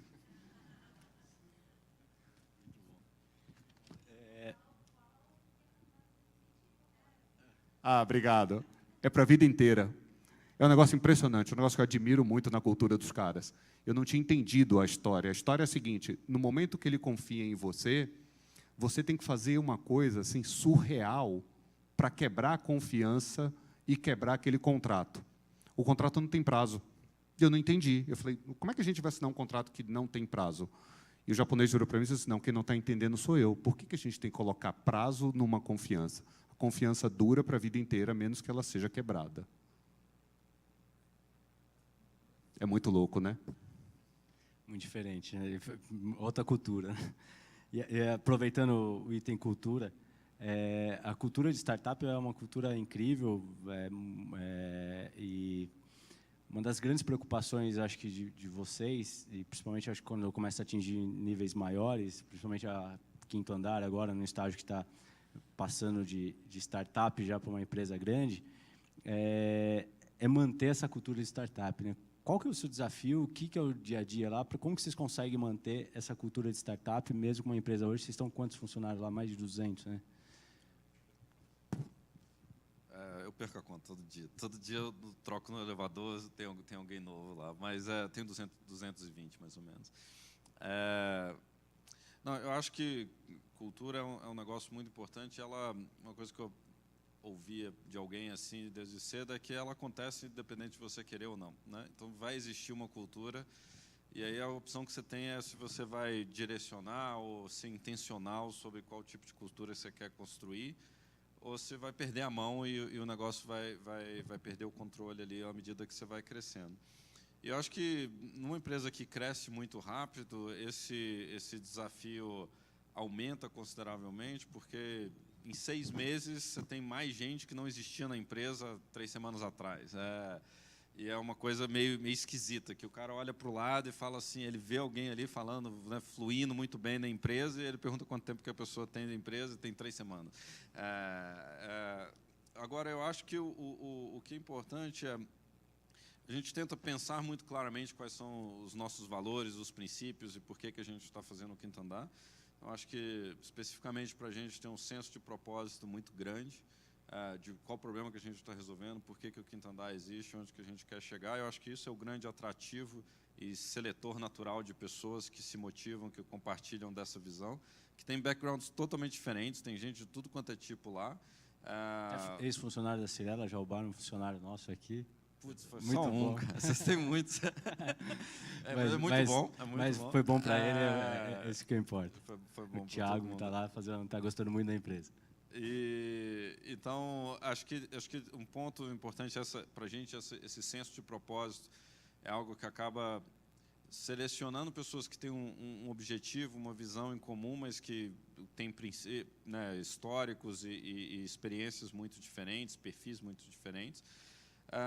Acho que a gente valoriza muito a autonomia e como você falou, né, de que ser uma empresa grande que funciona de maneira muito ágil e isso você se perde muito rápido, de 20 para 50, de 50 para 100, isso muda muito rapidamente assim, e a gente, por definição, desde o começo, a gente se organiza em pequenos times de 6 a 10 pessoas, mais ou menos. Esses times têm muita autonomia para tomar decisão. Eu falo, você sabe muito mais desse tipo de problema que vocês estão resolvendo do que eu ou outras pessoas na empresa, e a gente encoraja muito essas pessoas a tomarem risco, etc., e serem responsáveis pelo ônus ou bônus das decisões que eles tomam. E aí tem outros princípios que a gente tenta ter muito claro. E aí tem um pouco que você faz depois que a pessoa entra na empresa, mas a maior parte está definida na contratação, né? Então, a energia que a gente gasta para encontrar as pessoas que compartilham desses valores, que a gente acha que vai levar o 5º andar para frente, e tentar identificar e recrutar, né, não adivinhar, mas investigar um pouco sobre isso, provavelmente desproporcional com o que outras empresas fazem. A maioria dos executivos estão muito tempo gastando no processo de recrutamento. Porque uma vez que você contrata e que você tem bons ingredientes, né, os genes ali do DNA da empresa são de qualidade, estão representando aquilo que você acredita, o resto meio que flui, e aí a cultura final do Quintandar é um negócio vivo que vai mudando a cada 6 meses, a gente está bem diferente. Eu fico muito feliz de ver, na verdade, que eu gosto mais do Quintandar hoje do que ele era há 6 meses ou há 2 anos atrás. Eu sinto mais vibração nas pessoas, eu sinto que a gente traz gente cada vez mais competente e que vai agregando coisas que a gente não sabia há 6 meses atrás, porque agora a gente pode contar com um cara que sabe, o Thiago, que chegou lá, organizou o nosso financeiro, era um caos. E aí ele traz aprendizados de outras empresas e isso vai criando uma mutação constante da cultura. Desde que você tem um norte muito claro, essa mutação constante vai refinando, mas não perde esse rumo macro. É um pouco isso que a gente tenta fazer. Conta um pouco como surgiu, como nasceu a Quinto Andar. Bom, o André, meu sócio, a gente estava fazendo mestrado nos Estados Unidos e a gente tinha uma vontade de, né, na carreira nossa, antes do mestrado mesmo, a gente gostava de resolver problemas. E aí a gente estava pensando, surgiu de uma pergunta assim, tipo, coisas que não funcionam no nosso dia a dia e que a gente poderia resolver de um ângulo diferente. E aí o André falou, putz, aluguel é um negócio mais chato que eu conheço, tipo, lidar com fiador e tudo mais, e todos os outros envolvidos no processo, assim. E disso surgiu uma discussão lá no dormitório da universidade. E aí a gente começou a usar os nossos amigos brasileiros como cobaias, de testar as ideias um pouco. A gente fez algumas pesquisas de perguntar para todo mundo que a gente conhecia. A gente mandou um form lá de tipo problemas que você teve alugando imóvel. E foi muito interessante, eu gosto dessa historinha, assim, porque a gente queria meio que categorizar, entender o que eram os principais pontos ao longo do processo. Mas o que surpreendeu foi que a gente pegou um e-mail, assim, um Gmail nosso, e falou assim, manda para todo mundo que está aqui no meu catálogo de endereço essas perguntas e põe um campo outros lá no formulário, Google Form, assim, para falar, tipo, fala qualquer coisa aí que outros, como tem em todo formulário. A maioria das pesquisas que eu fiz na vida tem um ponto lá, se ele for obrigatório, não tem nada. E nesse caso, veio em 24 horas, tipo, 80% das pessoas tinham respondido e elas escreviam, assim, tipo, páginas nesse campozinho ali do Google Form, reportando, assim, contando o desespero, a frustração que eles tiveram porque mudaram e a imobiliária não tinha ajudado tal coisa, ou porque tiveram que arrumar um fiador e as histórias de vida que eles tinham ali. Então, nesse momento, assim, meio que caiu a ficha que a gente estava resolvendo um problema muito tangível, assim, muito presente na vida das pessoas. E aí daí nasceu a ideia do Quinto Andar. Depois tem outras coisas, que aluguel, por exemplo, é uma coisa negligenciada pelo mercado, seção do mercado. Né, de certa forma, o marketing imobiliário até fala, se livre do aluguel, compra um imóvel. Né? E eu acho que isso está mudando. Então, eu acho que isso veio depois. A gente partiu de um negócio, o aluguel é muito burocrático, é doloroso para as pessoas. Vamos simplificar, desburocratizar isso, e se a gente fizer isso, já é uma oportunidade muito grande. E hoje, depois evoluindo, conhecendo mais o mercado, eu vejo cada vez mais as pessoas mudando o estilo de vida. Né? As pessoas mudam com muito mais frequência, elas vão morar em diversos bairros de São Paulo, ou vão para fora do Brasil, vão para o Rio, vão para Porto Alegre, voltam para São Paulo. Então, a minha mãe, que gostava de ficar no imóvel, está lá no imóvel há 30 anos, no mesmo imóvel, e provavelmente não vai sair de lá, e tinha todo um viés da segurança que isso traz, isso está movendo. Então, vai continuar precisando de imóveis, você vai continuar fazendo um tanto de imóveis e vendendo isso para alguém, mas o economics e como que essa cadeia vai se comportar e que tipo de necessidade, que tipo de lifestyle que as pessoas estão tendo, a gente acredita que uma parcela da população vai mudar e vai morar de um jeito diferente. E a gente vê o Quinto Andar como um facilitador e, de certa forma, um influenciador de como que vai ser esse futuro. Assim como a Airbnb mudou o jeito que a gente viaja, assim como a Uber muda o jeito que a gente consome carro. Quando eu era adolescente, carro era símbolo de status, hoje nem é mais. Né? Os adolescentes não estão nem aí para o carro. Então, talvez isso mude com imóveis, e aí a gente fica bem feliz assim, de ver que a gente está fazendo algo no Brasil. Mas o Quinto Andar nasceu na Califórnia, quando a gente estava lá, que é meio centro disso. E hoje, conversando com os colegas de lá, investidores e todo mundo inteiro, eu fico bem feliz assim de ver que o que a gente está fazendo aqui, conversando com a Cirela e tudo, é algo muito novo no mundo. Assim, as pessoas perguntam qual que é o seu benchmark. Não tem. Assim, tem um problema, uma página em branco, e a gente foi rabiscando como que a gente queria que fosse. E aí hoje eu acho que tem o mundo olhando e vendo, pô, os caras estão fazendo algumas coisas interessantes aqui. Acho que é um pouquinho disso. Legal, obrigado. Flávio, conta um pouco também dessa história de 2, 3 anos atrás, vocês eram uma empresa de 2, 3 pessoas, hoje vocês estão faturando quase 50 milhões, aí vocês vão faturar, estão com operação aqui, México, Canadá. Em tão pouco tempo, crescer tão rápido, como que é esse dia a dia aí, Eu não durmo. os desafios? Você não dorme. Essa é o primeiro efeito colateral é não dormir, mas brincadeiras à parte. É minha quarta startup, né? Desde quando eu saí daqui, aí eu fui para a XP Investimentos, depois eu me cansei desse mundo, né? E assim, as outras 3 eu consegui colocar no mercado, mas foram projetos que não decolaram, né? E esse crescimento ele foi vertical, literalmente, né? Começou esse ano. Ano passado a gente faturou 150 mil reais. Sim, sabe? E assim, eu entendo a dor deles. Assim, cara, e aí, tá bom, pessoas, né? E aí? O pessoal já está numa fase mais estável. Eu estou contratando 5 caras por mês. Literalmente, você entra no seu e fala, quem que é essa pessoa aqui, né? É engraçado. A Nuveu, ela nasceu de uma ONG. Né? A história da Nuveu é muito legal. O meu co-founder, que ele é ex-developer do Google da Califórnia, ele trabalhou no Search Engine e tal. Ele é o cara que fica preso atrás da porta, que a gente passa pizza por baixo da porta, né? Faz aí, né, cara? Enfim. E eu me encontrei com ele uma vez, ele era meu amigo já. Ele falou, cara, tem uma ideia, que não é nada do que é a Nuveu hoje, mas eu sou voluntário de algumas ONGs em São Paulo, eu estava falando com uma das fundadoras, e a gente resolveu o problema da ONG. Diferentemente de fazer uma pesquisa de mercado, eu encontrei o problema na minha frente com uma ONG, né? O desafio era, eles tinham 70 mil notas fiscais paulistas que eles tinham que pegar a nota fiscal e cadastrar no site da prefeitura.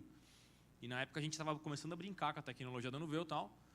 Aí eu falei, Lu, eu acho que eu consigo resolver teu problema. Inclusive é da FISESP, né, da Federação Israelita de São Paulo, é uma ONG da FISESP. Aí, bom, resumindo a história, em um mês a gente conseguiu montar o robô que doava automático, e como eu sou ex-executivo de empresa gigante e tal, eu vi aquilo lá e falei, nossa, cara. Sabe, foi muito sem querer também, sabe? Foi um negócio que eu falei, trombei assim de cara. E aí, bom, o resto é história. O Canadá ele é um caso muito engraçado. Eu apresentei a Nuveu para o cônsul do Canadá aqui em São Paulo. O cara ficou bem empolgado, porque AI hoje no Canadá é o centro do mundo, né? Bom, e aí o governo canadense está apoiando a gente lá. Eles aprovaram a gente fez tudo de mercado lá. Tal. E o México foi porque eu encontrei com uma pessoa que a gente vendeu na Telefônica, tem vários cases bacanas na Telefônica. E aí a Telmex, que é do Slim, né? Eles têm a Claro aqui, a gente entrou pela Claro e pingou lá. Aí tem uma empresa lá que falou, vem para cá que a gente tem uma tecnologia. E é engraçado, porque a gente também não está encontrando... Eu estou tentando achar benchmark no mercado para... Pô, estou cobrando certo, não estou, e aí... E não tem também, né? Porque é muito novo esse tema da gente automatizar um processo inteiro fim a fim de back-office, né? Mas é engraçado. É uma situação muito louca, assim. Eu nunca imaginava que fosse passar por isso na minha vida, literalmente. E qual que é essa diferença de trabalhar em empresas corporativas mais tradicionais, como você trabalhou, e hoje está numa startup? Como que é o dia a dia? E cultura de empresa e etc. Assim, eu saí justamente porque me encontrava no aquário. Você tem limitações. E não é porque é ruim, é porque é a cultura do local. Você trabalha numa empresa com 10, 20, 100 mil funcionários, você tem que respeitar a hierarquia. Você tem vários... Tem politicagem, tem um monte de variável que você acaba sendo limitado de uma certa forma. É o sistema que te limita, né? E na startup, não. Se bem que agora está começando a ter politicagem na empresa, normal. Está virando um negócio... Enfim, né? Mas... eu acho que a grande diferença é a agilidade. Né? Acho que essa é a palavra. Né? A gente conseguiu colocar no ar a solução da Nuvem em um mês.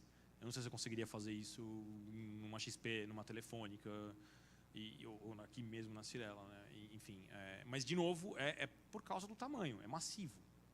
Né? Então, eu acho que a agilidade mesmo é a grande diferença. E você está na ponta, né, cara? Fez uma pesquisa com um monte de gente amigo dele, viu o desafio, Guilherme foi falar com você, falou, cara, eu resolvo isso. Então, é justamente essa agilidade, né? Eu acho que isso que é a grande diferença. Legal. Bruno, você também, pela Neurológica, foi uma das primeiras empresas no Brasil também a trabalhar com inteligência artificial. Está com vários cases de sucesso aí. Hoje vocês também estão na Inovabra, né? A Nuveu também participou da Inovabra. Ainda está lá? Não, já saiu. Mas vocês continuam? A gente saiu também. Também já saiu, mas tiveram essa experiência lá. Conta um pouco também como foi esse início da empresa, a experiência na Inovabra e hoje qual a perspectiva que você vê para a inteligência artificial aí nos próximos anos. Certo. O nosso começo foi bem legal, assim, a gente começou relativamente cedo, com 10, 11 anos de idade. Eu já estava estudando programação desde os meus 8, aí eu encontrei meus outros sócios que estudavam business e marketing também, então a gente acabou se encontrando no ensino fundamental mesmo, e depois, posteriormente, fizemos o ensino médio juntos. E a gente acabou tendo, acho que desde então, umas 4, 5 startups, sempre pelo mesmo modelo, sempre tentando olhar o mercado, assim.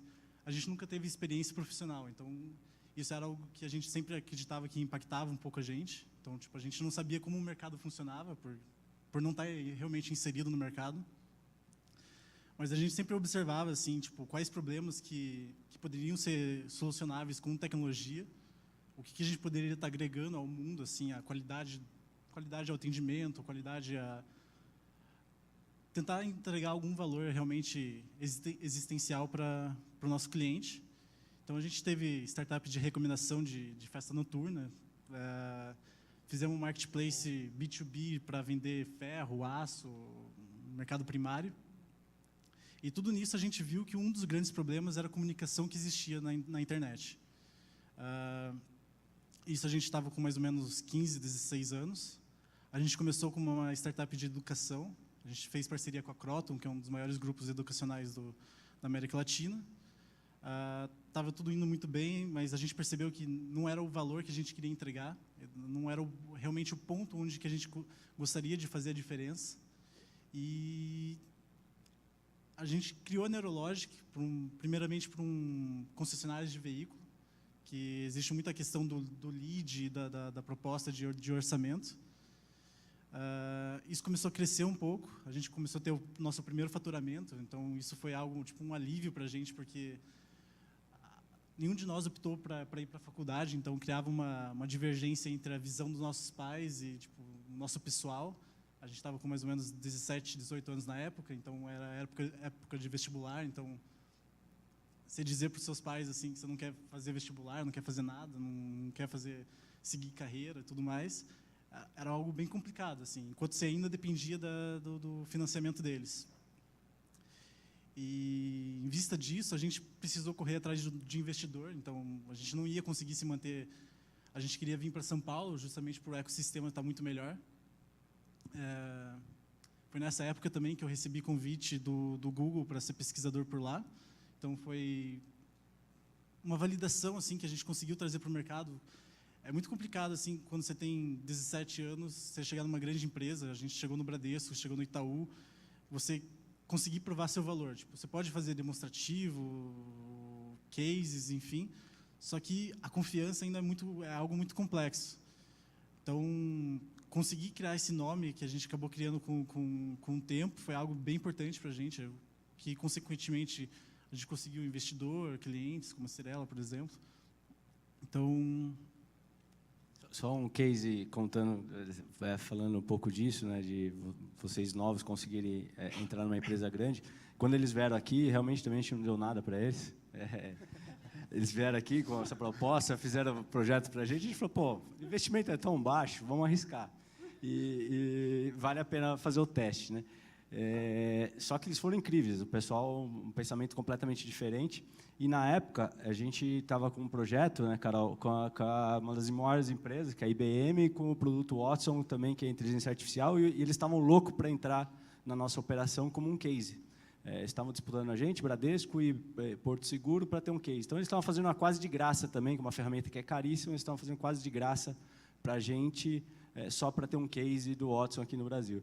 E aí a gente começou a ir conversando com os dois. Falou assim, ó, plano A e o plano B, né? Se não der certo aqui, a gente vai para o plano B, né?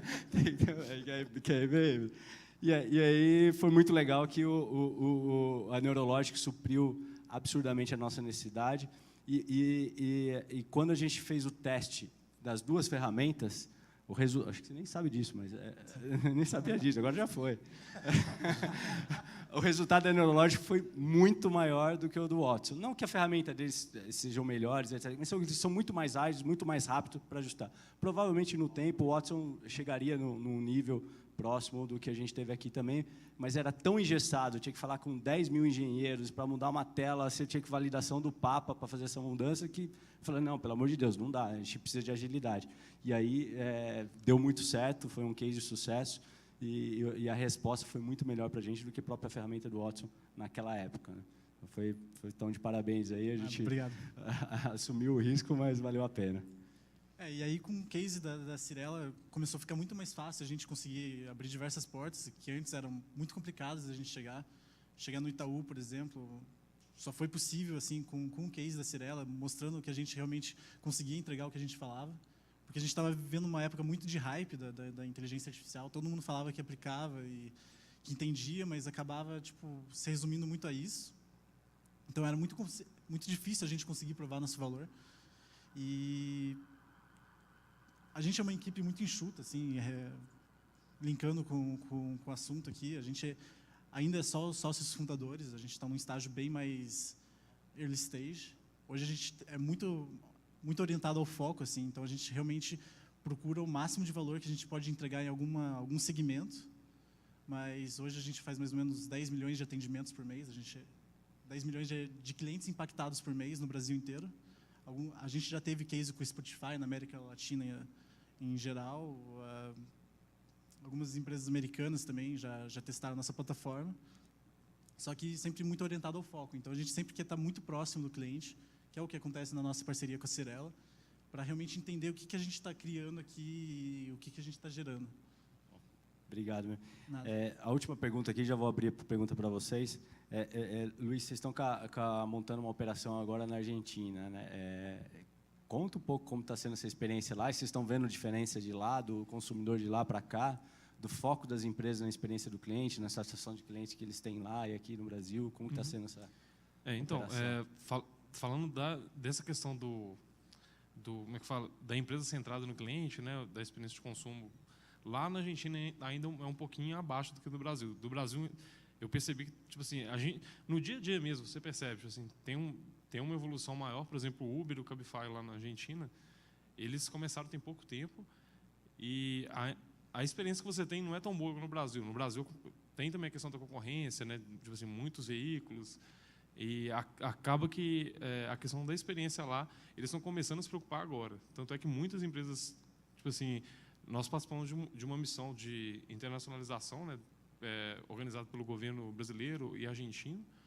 Ficamos lá uma semana, aí nós conversamos com vários clientes potenciais, investidores, né, e o pessoal se interessou muito pelo assunto. Ou seja, eles estão, assim, eles estão muito interessados no assunto, mas ainda não é tão consolidado como no Brasil. No Brasil, há 5 anos a gente não tinha nada, só que hoje quase que todos os executivos já conhecem o NPS. Antigamente a gente teve um trabalho muito grande de evangelizar o NPS no Brasil. A gente teve que, assim, o livro do NPS, que é a pergunta definitiva, a gente teve que ir na editora, pedir uma reimpressão dele, porque você não achava em nenhum e-commerce, e muita gente procurava o livro. Aqui no Brasil, hoje, já é bem mais consolidado do que lá, né? Mas isso para a gente é muito bom, a gente tem muita oportunidade lá também, de crescer lá. Buenos Aires é uma cidade, assim, que tem grandes empresas, assim, grandes corporações, igual a Ciscad, né, como de seguros, né, a sede lá em Buenos Aires. A gente tem, assim, grandes empresas dos setores que a gente atua, que é seguros, bancos, companhias aéreas, que são grandes potenciais clientes. A gente enxerga, assim, uma grande possibilidade de crescer lá. Acho bem bacana. Muito bom, muito legal. Pessoal, abrir para perguntas aqui. Então, às 10, vamos lá. Vou passar esse microfone e a gente vai. Boa tarde. Meu nome é Fernando, eu trabalho no comercial da Cirela. Primeiro, parabéns, muito legal o bate-papo, o conteúdo, show de bola. Queria fazer uma pergunta para o Gabriel, como é tecnologia. Não vou fazer para o Bruno, porque eu sei quem desenvolveu tudo foi ele desde 8 anos de idade. Mas eu queria saber do Gabriel. Vocês tiveram a ideia e tudo mais, como que foi desde da ideia que vocês tiveram para vocês desenvolverem e pensarem na tecnologia. O que eu estou querendo saber mais é qual a plataforma vocês iam usar, qual é a melhor tecnologia, como vocês chegaram nisso, e também aí essa outra segunda pergunta vale para todos, né? Na equipe de vocês, de sócios, fundadores, vocês sempre tiveram desde o começo alguém voltado para a tecnologia, um dos sócios especialista nisso, ou vocês terceirizaram, vocês contrataram alguém para dar esse suporte nessa parte da empresa?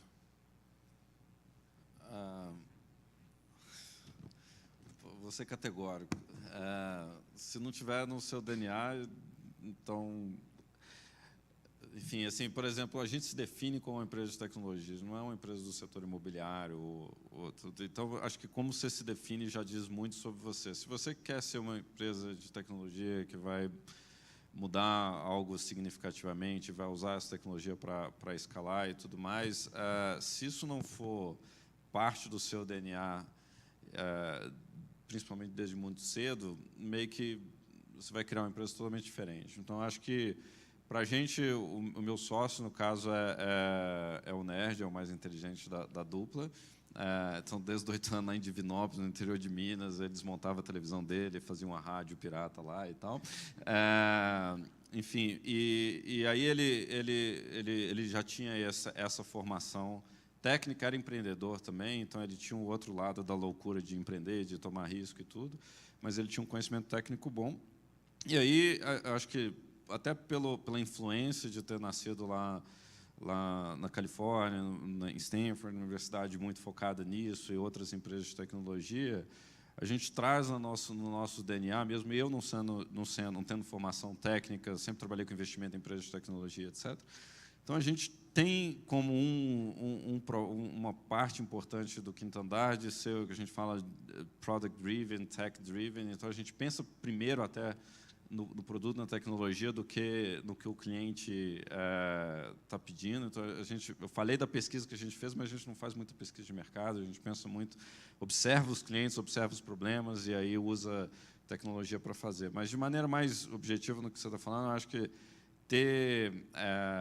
pensar nisso como sendo uma empresa genuinamente de tecnologia, e você tem que internalizar isso e ter uma equipe boa nisso, acho que parte de uma definição de quem você é, sabe? É tipo meio que assim, que empresa eu quero ser? Eu sou uma empresa mais de vendas, eu sou uma empresa mais de marketing. A gente agora está reforçando o marketing, então tem uma preocupação muito com tecnologia primeiro, o produto, a experiência que a gente está criando. O NPS vem muito nisso. Eu acho que o NPS não é nenhum diferente, assim, é uma sustentabilidade da empresa. Assim, a gente é meio paranoico com o NPS. E essas duas coisas vêm primeiro, depois o marketing, o comercial e como que a gente vende isso que a gente criou. Então, lá no quinto andar, a gente tem uma equipe de umas 80 pessoas que a gente chama do time de produto e engenharia. São engenheiros, designers e gerentes de produto. Caro. A gente investe pesado nisso, são pessoas das melhores universidades, brasileiros que estavam fora, tem um tanto de gringo e etc. A gente investe muito pesado nisso. A gente já cometeu o erro de terceirizar isso no começo com aflição, sabe, ansiedade, de tipo, vou lançar a primeira versão, faz lá e terceiriza isso, etc. Olhando para trás, eu falo assim, cara, sabe, tipo, vai com calma, vai um passo de cada vez, não vai fazer muita diferença na sua vida se você lançou um negócio às vezes um pouquinho antes, mas você entrou com o pé esquerdo, sabe? Tipo, tanto porque você vai ter uma herança de 2 anos depois você vai estar xingando aquele código que você usou muito ruim no começo, mas principalmente pela configuração da empresa, da cultura, do time que você cria quando você não parte disso. Se não é, e aí se isso é parte do seu time de fundadores ou não, geralmente faz parte, mas eu acho que assim, a característica mais forte que eu vejo num sócio é menos a complementaridade de competências específicas. O cara sabe programar, o outro sabe vender. Isso acho que é um meio clichê assim, na indústria, mas assim, cara, você vai casar com aquela pessoa. E você vai passar os seus melhores momentos, os piores momentos com aquilo ali. Vai ter dia que você está a fim de desistir, porque está dando tudo errado, ou então dia que você está super empolgado, E você precisa de alguém para você abraçar e comemorar, ou para você abraçar e chorar, e tem que ser uma pessoa que vai te empurrar na hora que você está meio querendo desistir, e que você vai puxar. Então, essa cumplicidade psicológica, esse apoio muito, que é uma carreira longa e meio solitária, se você não tiver um time de founders, que sejam 1, 2 ou 5, etc., que vão até o final com você, que vão te empurrar nesse apoio, assim, eu acho que isso define muito onde que você vai. Se der para ser complementar, maravilha, entendeu?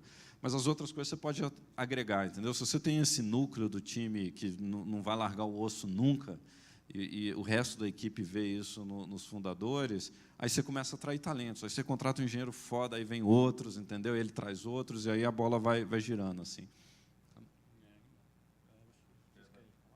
Está respondido? Quer mais alguém?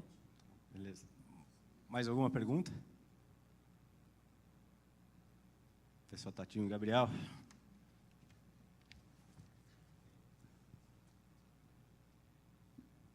Bom, meu nome é Gabriel, eu trabalho na área de negócios da Cyrela, e mesmo vocês tendo falado bastante sobre foco e tal, não tem como não conectar um pouco a empresa do Bruno com a empresa do Gabriel e pensar, poxa, por que não usar isso para vendas também?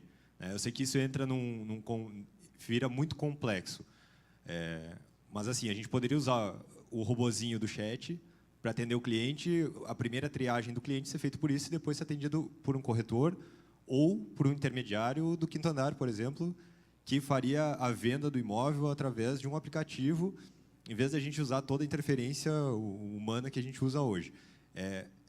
Eu sei que isso impacta em N outros problemas burocráticos, jurídicos, etc., do nosso mercado, e toca em algumas feridas, mas eu queria entender um pouco se o quinto andar tem essa ideia de ir para esse mercado também, ou isso está fora de cogitação mesmo, o foco é só locação e tal?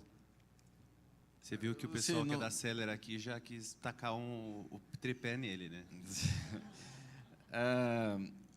Eu acho que tudo no quinto andar é mutável. Assim, a gente, sinceramente, já mudou de cor, já muda de escritório, muda de tudo lá todo dia. Assim, eu acho que o que não muda é meio alguns princípios, alguns valores básicos. Assim. Então, dizer que é impensável e nunca vamos fazer isso, acho que eu estaria mentindo, porque pode ser que a gente faça, mas não é algo que a gente pensa assim e fala assim, pô, vamos fazer isso e está no plano agora, que é no horizonte de pensamento que a gente tem, porque tem um problemão, assim, sabe, 13 milhões de pessoas que moram em lugares, tem um tanto de gente batendo na porta lá e que a gente ainda resolve o negócio, assim, sabe, eu olho dentro de casa e falo, putz, ainda tem muita coisa para a gente melhorar aqui e tem uma oportunidade gigantesca. Assim, quantos % das locações do Brasil que a gente faz? 0, né? Não é nada. Então, acho que assim, tem muito chão para a gente correr e fazer nesse sentido,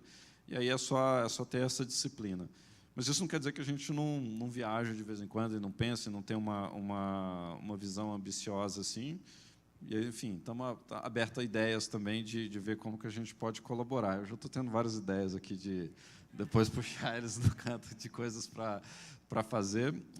Mas, enfim, a resposta no curto prazo a gente não tem uma intenção nesse segmento, não. Acho que o Bruno pode falar, porque o chat dele já faz isso para algumas outras empresas. A gente não está usando essa versão, até acho que é uma possibilidade de a gente começar a estudar aí nessa linha, mas vocês já fazem isso em atendimento para vendas, né? Isso, a gente já trabalhou... Começou assim, né? Pela concessionária, foi mais ou menos com foco em vendas, né? Exato. Então, a gente já trabalhou também no segmento imobiliário, fazendo a intermediação, atuando na figura do corretor. A gente já trabalhou nessa área. Existem algumas complexidades a mais hoje. Hoje, para um algoritmo de inteligência artificial ele funcionar muito bem, você precisa ter um histórico documentado muito grande. Hoje, os algoritmos eles não funcionam sem dados, né? Não é uma fórmula mágica que eu consigo aplicar isso em qualquer lugar.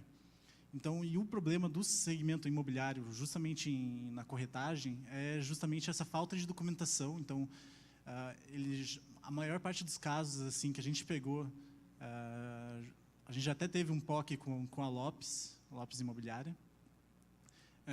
Só que a maior parte desse processo, então, ele é um processo não padronizado. Então, cada corretor segue um tipo de organização especial que ele mesmo, só ele segue. Não é um processo documentado. Então, a comunicação entre cliente e corretor não é algo que você tem acesso facilmente. A maioria, geralmente, pelo WhatsApp, geralmente exclui a conversa. Enfim, é um universo muito nebuloso. Então, é um pouco complexo assim, de você conseguir entrar nesse segmento. Claro que a gente fez um POC, ele era funcional, a gente conseguia ter um nível de assertividade até que utilizável, cerca de, se não me engano, 55%, 60% de assertividade. Só que o problema é que às vezes você foge muito do contexto. Então, como é um assunto muito específico, o cliente ele quer saber, por exemplo, se o apartamento ele tem chuveiro a gás ou não tem. Isso não é uma informação que está estruturada ou não estruturada dentro da página do imóvel. Então, são diversos empecilhos assim, que acabam complicando. Então, existem outros setores. Hoje, a gente está muito focado em e-commerce, que é um universo totalmente diferente. Existe muito dado, a massa de dados é muito grande. E, por ser um segmento que surgiu na internet, tudo isso fica, geralmente, em base de dados. Mesmo que não seja estruturado, não tenha alguém que já analisou aquele tipo de informação, mas ela está presente ali. Então, foi o ponto do atendimento a cliente. A gente conseguiu que eram 570 temas, foram mais de 150 mil possibilidades de perguntas que os clientes faziam, que a gente já tinha cadastrado na nossa base e foi alimentando o sistema e está alimentando cada vez mais. E só está no começo, né? Isso aí vai aumentando cada vez mais e isso é diário, nessa rotina diária. Essa organização, de fato, acho que é um ponto que a gente pode começar desde já, começar a ter essa organização de dados para um futuro, a gente ir para essa linha. Mais alguém?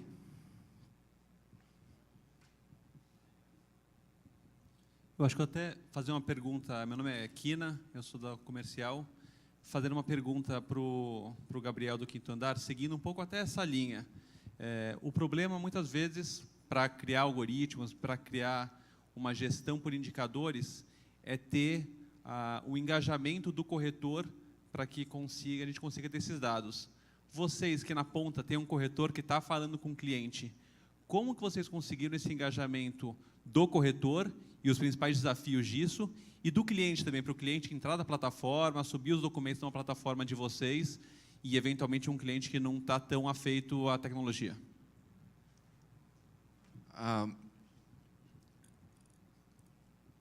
Primeiro, assim, a gente parte do princípio de que a gente tem que ser mais simples, sabe? Tipo, igual a história da cerca elétrica, assim, não protege nada, mas se dificulta um pouco do que a casa lá, ele vai, né, as pessoas vão pelo caminho mais fácil. Então, na hora que, se subir a documentação online, na prática for mais complicado, for uma barreira, assim, as pessoas não vão fazer. Então, é meio que incremental como que a gente vai aprendendo o que funciona, o que não funciona, o que as pessoas estão dispostas a fazer e tal. Mas, antes disso, assim, sempre vai ter alguém que não está disposto a fazer. Tá? Então, acho que, para uma startup dar certo, você tem que ter meio que essa humildade e, ao mesmo tempo, a esperteza de identificar que parcela da população que está disposta a usar o seu produto e a resolver um problema muito específico, e o foco faz parte disso. Porque, se você for partir na televisão, tipo, alugue o seu apartamento online, cara, não vai quebrar. Você vai gastar um tanto de marketing, vai quebrar no dia seguinte, porque não é. E o Quinto Andar rodou 2 anos assim, sabe? Tipo, não andava. Aí até que a engrenagem que você vai azeitando, vai aprendendo, vai incorporando o feedback, e, de repente, a coisa dá um curto-circuito e começa a rolar. Assim. Acho que, tanto com os corretores, por exemplo, a gente começou, no primeiro momento, com os corretores cadastrando imóveis na plataforma, parecido com os classificados, como funciona. Puxa, o mesmo problema. O cara cadastra lá com caps lock, o cara põe imóvel fake e tudo mais. E aí a gente falou, não vou trabalhar com corretor, porque essa é uma experiência que eu quero. A gente pôs alguns funcionários CLT fazendo visita. E aí, depois a gente aprendeu, a gente construiu um processo que funcionava com esses funcionários, que a gente pagava o salário fixo deles, e falou assim, faz desse jeito e conta para a gente se funcionou. Aí não funcionou isso daqui, funcionou aquilo lá. Então, muda isso. Aí a gente ficou 1 ano tocando desse jeito. que não era um negócio muito escalável, não era o jeito como a gente imaginava que ia funcionar no futuro, mas foi um processo muito importante de aprendizado nosso. E aí, depois que isso estava funcionando melhor, a gente foi e pegou assim, quem são os melhores corretores do mercado? Os corretores de alto padrão, de imóveis usados, e eles podem ser análogos com o que a gente faz. Eu fui lá pessoalmente, peguei um punhadinho de corretores, falei, vocês vão toda semana tomar um café comigo, contar o que está funcionando, não está funcionando, e a gente pagou uma comissão lá em cima, com incentivo fixo e tudo mais, porque o cara falava assim, não, mas tipo, por que vocês estão pagando isso tudo e tirando todo o meu risco, do meu tempo, etc., porque eu quero que você se comporte desse jeito e me conta o que está funcionando. Aí foi aos pouquinhos, eles foram falando, metendo pau na gente, tinha um tanto de coisa errada. Aí a coisa começou a funcionar, de repente eles estavam falando para todos os amigos dele, estava fechando imobiliário no bairro, porque todo mundo saía. Aí a coisa engrena, entendeu? Então, acho que é muito gradual, você tem que ter essa paciência, eu acho que tem muito negócio de, tipo, joga na parede para ver se cola, e a maior parte das vezes você sabe que a resposta é não. Então, se você for meio que muito afoito nisso, você vai desistir. E aí eu acho que parte da crença do Quinto Andar, que tem um problema que a gente tem que resolver, é maior do que ter um bom negócio, sabe? Porque se for um bom negócio, às vezes, no primeiro momento, não é um bom negócio. Você fala assim, putz, essas métricas aqui nunca vai fazer sentido, esse negócio nunca vai ficar de pé, as pessoas não vão usar, o economics não vai funcionar. Eu acho que é, enfim, persistência, clareza, consciência desses passos que você está dando, o que você está, de fato, testando, que o negócio não vai ser um boom do dia para a noite, às vezes acontece, mas é muito mais exceção do que a regra. E aí você vai engajando as pessoas ali no processo, assim, tá bom? Oi, meu nome é Lia, eu trabalho em negócios na Cirela. Eu queria saber se o primeiro aporte para a startup de vocês foi próprio, se foi investidor anjo, se foi seed, se vocês tinham alguma incubadora, aceleradora. Todo mundo. O nosso, eu não tinha dinheiro, tinha uma dívida do MBA, que era bem cara, e o André também, e a gente não é de família rica nem nada, então a gente tinha menos tantos dinheiros na conta.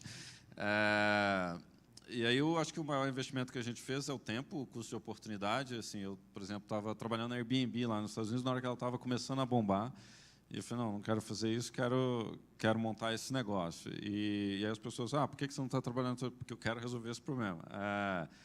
E aí os primeiros investidores falaram, legal, beleza, não acredito, daqui 6 meses você volta aqui e vê se está funcionando. Eu falei, mas daqui eu preciso de dinheiro para viver 6 meses. Enfim, 2 anos depois, esses investidores brigaram para investir no negócio, mas 2 anos depois. Então, acho que os primeiros investidores, na prática, foram alguns dos colegas e ex-alunos da universidade nos Estados Unidos, que viviam um pouco isso e tiveram outros negócios, foram angels. Aí depois vieram angels mais experientes, que fundaram empresas grandes de internet. E aí depois vieram fundos, então foi um processo gradual, incremental, que demora e que meio que tem que ter aquela percepção de que esse pessoal aqui vai fazer isso, querendo ou não querendo, com meu dinheiro ou sem o dinheiro, aí meio que o investidor corre atrás, sabe? Eu acho que a maior coisa é se o investidor percebe que o empreendedor depende dele para começar e está meio que querendo um emprego de empreendedor, aí o cara fala assim, putz, deixa eu ver o que vai acontecer para o empreendedor. E aí esse ovo ou a galinha nunca sai do lugar, entendeu? Boa. O que o Gabriel falou faz muito sentido. No caso da Nuveu, foi um investimento meu, eu tinha um dinheiro guardado, e no risco, né? Depois que a Cirela contratou a Nuveu, a gente foi atrás de investimento já de anjo profissional. Não foi um Series A, que é quando entram os fundos, mas já veio anjo de mercado. O caso da Nuveu é um pouco não trivial, porque a gente não precisou captar muito investimento para erguer a empresa. Hoje, o meu investidor é o meu cliente, que é o melhor dos cenários. Eu não vendo o equity da empresa, acabo mantendo quase tudo com os fundadores, né? Mas foi um risco gigantesco que eu, sozinho, fui lá e falei, não, vamos ver se dá certo esse negócio, né? E se não desse, eu ia estar abaixo da ponte agora, mas enfim. Então, no caso da Nuveu, foi um bootstrap inicial. A gente recebeu 1 milhão total de investimento entre a Cirela e profissionalizar a empresa e tal, mas como já tem muito cliente pagando, a empresa ela já se mantém, né, sozinha. A gente tem até lucro mensal já. Então, agora tem investimento, né, tanto no Canadá, no México, tal, agora está crescendo, mas é mais seguro você investir com o cliente pagando, essa é a verdade. No nosso caso, como a gente começou muito cedo, assim, tipo... Saiu do berço e começou a programar, né? Era, sei lá, principalmente no ensino médio, assim, a gente, sei lá, ganhava dinheiro para comer, sei lá, no colégio, guardava aquela comida. E nossos primeiros investidores, assim, que tipo nem receberam equity, eram algumas pessoas em Curitiba mesmo que cediam um escritório para gente ou uma sala. Então a gente já chegou a trabalhar em Lavacar, em escritório de modelo, em vários lugares assim.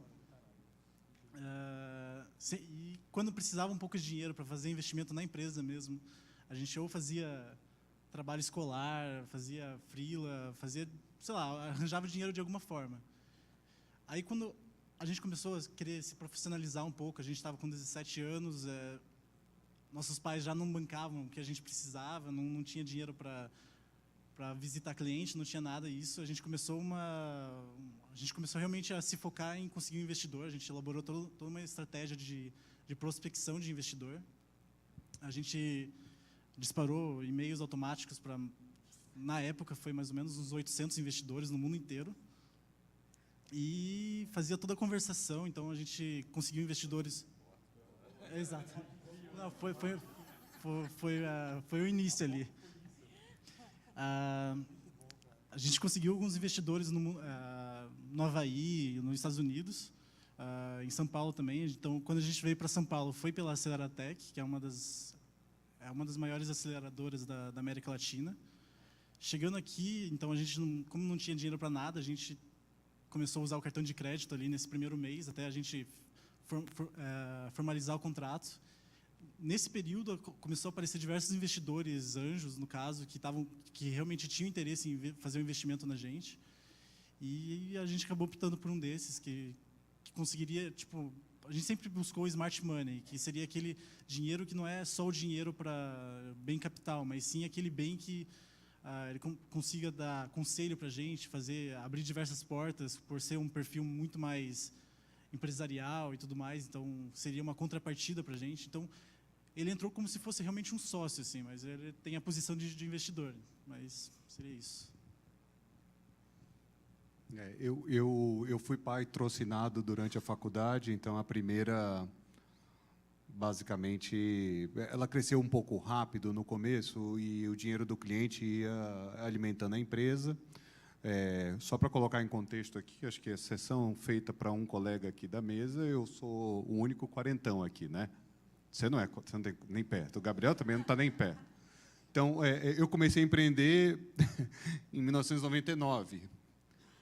Não existia funding. Não existia empréstimo bancário para um moleque de 21 anos. Sobrou para o meu pai. Tudo que eu ganhei na primeira empresa, eu joguei na segunda empresa. Eu era recém-casado já, minha mulher ficou pau da vida comigo, eu falei, é isso aí. Tudo que eu ganhei aqui, eu vou derrubar lá, vou dobrar a aposta. Ela anda colocando uns freios em mim, eu não estou muito contente com isso. Mas eu só recebi... Eu não tive investidor, basicamente. Na minha quarta empresa, eu tive um aporte significativo de um fundo de private equity, que não tem... Acho que a conversa é diferente da conversa de funding de startup. Mas eu, para ser muito sincero, eu acho que isso obriga o empreendedor, primeiro, a ser criativo, segundo, a ele preservar de maneira mais sólida os sonhos e os princípios do negócio, porque no momento que você tem um investidor, você tem uma interferência na cultura, você tem... Eu sofri muito com isso. E, para dizer a verdade, hoje a minha ideia é esticar o máximo possível para evitar ao máximo que esse dinheiro traga, eventualmente, o efeito colateral que todo empreendedor deveria evitar. Mas, basicamente, estica a corda, dá seus pulos, porque quanto menos diluído, melhor, essa que é a verdade. Então, hoje, a gente já tem acesso a capital, mas acho que a gente é pobre, realmente, do ponto que você colocou, que é você trazer um dinheiro com expertise, com capacidade de mentoria. isso é 100 vezes mais importante do que o dinheiro em si, porque, de novo, eu acho que a escassez do dinheiro te obriga a ser criativo. Eu até entendo que, de novo, né, como eu montei um fundo de investimento em startup, eu sento dos dois lados da mesa, né? E eu sinceramente acho que o mundo de investimento em startup está muito quebrado. O modelo é danoso, né? Porque, basicamente, assim, para explicar muito rápido o meu entendimento, não é que seja a verdade, mas, basicamente, o cara que investe numa startup pensa assim: eu vou fazer 10 apostas, 9 vão dar errado, e tudo que eu quero descobrir é qual é aquela que vai pagar a conta dos 10. Olha que injustiça. Você é colocado na seguinte posição: você tem 90% de chance de dar errado, mas, se você der certo, você vai ter que pagar a conta de outros 9 que deram errado. Isso não pode dar certo, né? Obrigado. A TruckSale, ela também surgiu com nossos próprios recursos. Na época, 5 anos atrás, a gente tinha uma agência de publicidade, né? A gente fazia sites, só que não era uma coisa recorrente. A gente sempre tinha que buscar novos clientes, e aí era sempre um projeto diferente, que a gente não tinha muita paixão por aquilo, né? Aí a gente já tinha esse recurso que veio dessa agência de publicidade. A TruckSale foi uma filhotinha, né?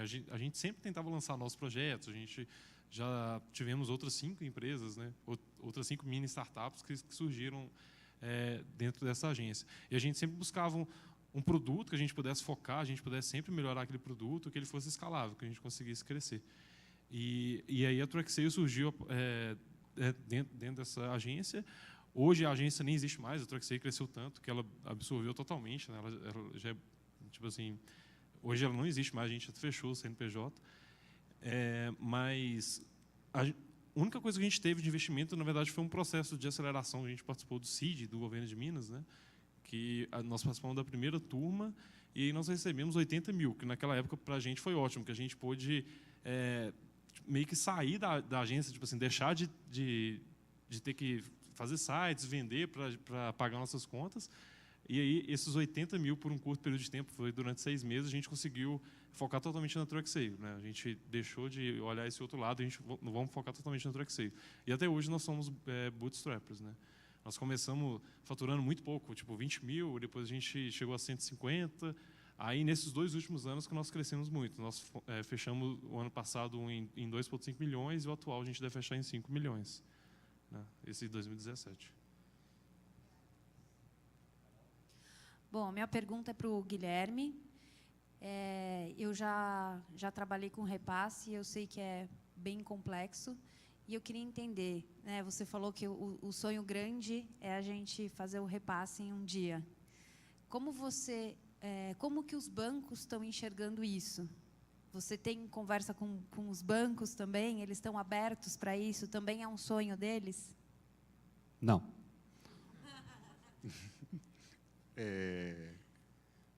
Eu acho que a gente está passando por um momento que não ajuda.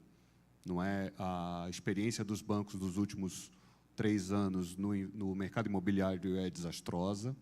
O funding desses caras, né, de onde eles conseguem dinheiro para emprestar ao mercado, está secando. E, no final do dia, eu acho que os olhos dos bancos os olhos estão em outros locais, eles não estão preocupados em melhorar, minha visão, tá? E eles não vão colaborar, não vão atrapalhar, a gente vai ter que achar uma forma de fazer isso, como todo empreendedor gosta, Carol, vai fazer com o banco, sem o banco e apesar do banco. A gente vai ter que achar formas criativas de não deixar que eles, e a inércia, a mudança deles, nos impeça de, cada dia mais, chegar mais próximo dos nossos sonhos. Ou montando uma operação de banco, né? Como já está estudando Exatamente. também, né? É uma opção. Exatamente. É uma opção. Exatamente.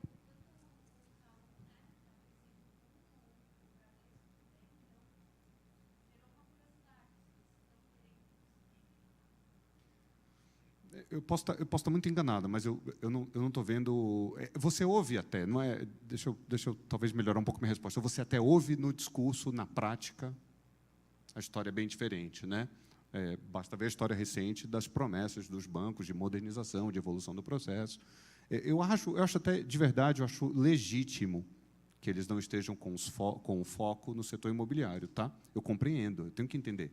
Eles quebraram muita cara. Olha o tamanho da dívida do setor, olha o tamanho da dívida dos incorporadores no balanço do Banco Itaú. Não faz o menor sentido.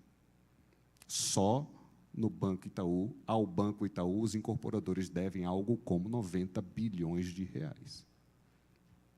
Se você tivesse sentado lá na cadeira do Itaú, você, de fato, priorizaria investimento em tecnologia, em mudança de processo para aumentar o volume de empréstimos ao setor incorporação, né?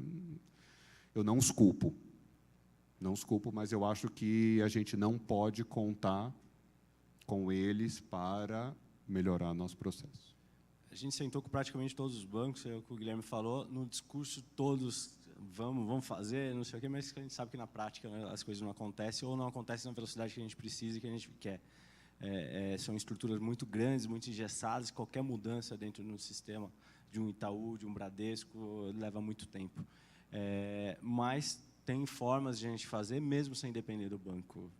Um exemplo, se a gente tiver um sistema que a gente consegue simular exatamente a capacidade a análise que o banco faz na aprovação de crédito, por que a gente não põe esse cliente para dentro? Né? Se a minha assertividade do sistema vai ser igual à da Caixa Econômica, por exemplo. Eu estou assumindo um risco baixo. Ou que eu busque um fundo para financiar esse cliente, enfim. Solução tem, a gente vai ter que ser muito criativo para encontrar uma solução e ter uma ferramenta que nos permita, como o Guilherme falou, com ou sem o banco, realizar esse sonho grande. Acho que está dando o horário aí. Agradeço a todos os que vieram, todos vocês presentes aqui, também todo mundo que está online aí, várias pessoas aí participando online também. Everton, obrigado aí pela organização, parabéns, muito legal. Obrigado a todos aí, pessoal. Conto com vocês aí para uma longa jornada aí de parcerias com a Cyrela. Muito obrigado.